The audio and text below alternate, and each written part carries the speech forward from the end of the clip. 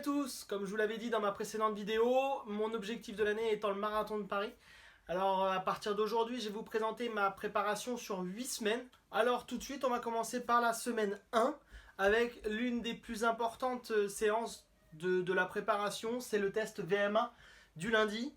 Le test VMA, qu'est-ce que ça veut dire? La vitesse maximale aérobie, ce qui va nous permettre de déterminer la puissance du moteur, c'est-à-dire la qualité cardiovasculaire de la personne. Pour ça, on va le calculer d'une manière assez facile. Munissez-vous d'une montre GPS. Ainsi que trouvez-vous sur un lieu, soit une piste d'athlétisme, soit un tronçon de route relativement plat.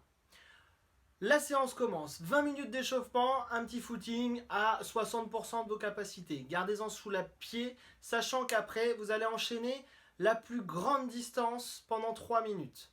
Une fois que vous aurez fait cette plus grande distance-là, votre VMA, il n'y aura plus qu'à la calculer. C'est-à-dire la distance parcourue en kilomètres multipliée par 60 divisé par 3. Pourquoi 60? C'est le nombre de secondes par minute divisé par 3 minutes.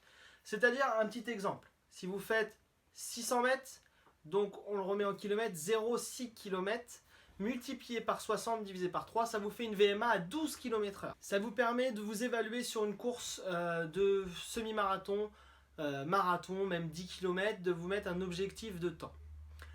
Une fois que vous avez calculé donc cette VMA là, finissez quand même sur 10 minutes de footing relativement léger pour ce qu'on appelle un petit peu le retour au calme.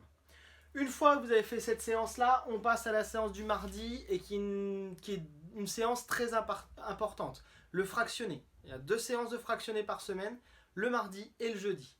On commence par celle du mardi où, comme pour toutes les séances que vous allez avoir, commencez bien par 20 minutes d'échauffement. 20 minutes d'échauffement, c'est un footing avec 70% de vos capacités. Je le répète encore une fois, mais c'est très important. Une fois que vous avez fait ces 20 minutes, vous enchaînez avec 8 fois 100 mètres en côte. Elles font mal. Essayez de prendre une bonne côte. Juste un petit conseil, essayez de mettre un petit plot, une petite coupelle au départ et à l'arrivée. Et ça vous permettra vraiment d'avoir les 100 mètres sans regarder tout le temps votre montre. Une fois que vous avez fait ces 100 mètres là, pensez à la récup en descendant.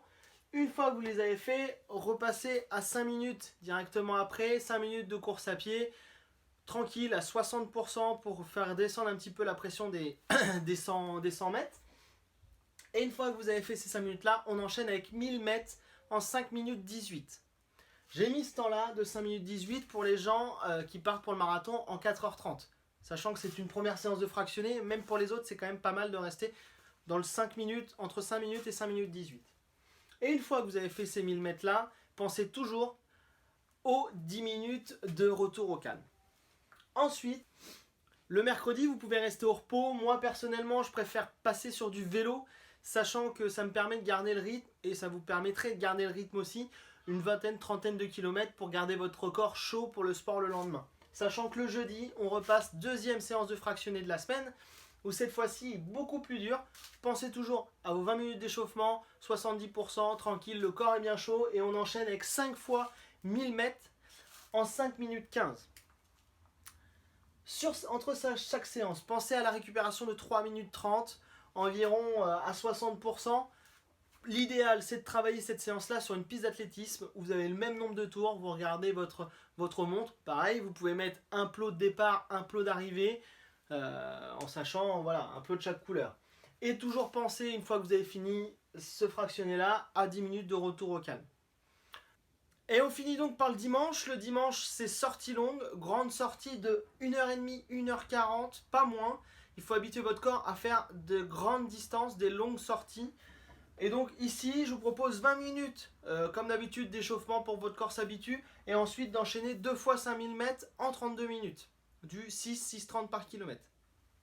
Entre les deux 5000, 1 km à 60% pour que votre corps récupère et pour pouvoir bien enchaîner derrière les 5000.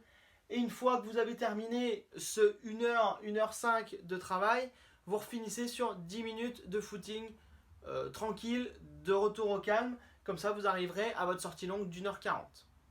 Voilà pour la semaine 1. Je vous retrouve dans la prochaine vidéo pour la semaine 2. A bientôt!